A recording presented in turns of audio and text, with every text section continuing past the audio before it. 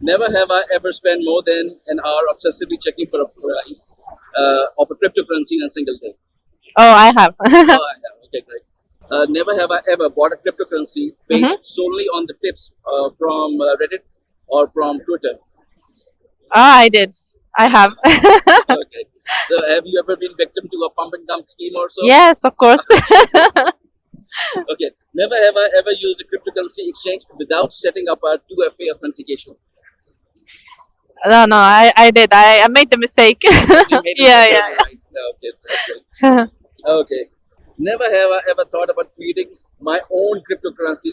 I mean, just for fun. No, never for now. Never for now. No. Maybe, Maybe in the future, maybe in yeah, the because future. it's a good business as well. Right. Would you mind getting what exactly?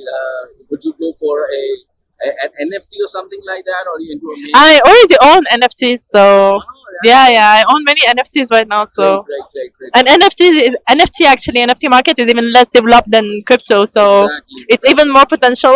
So, where will we find your NFTs? Like OpenSea, OpenSea? OpenSea, yeah. Okay.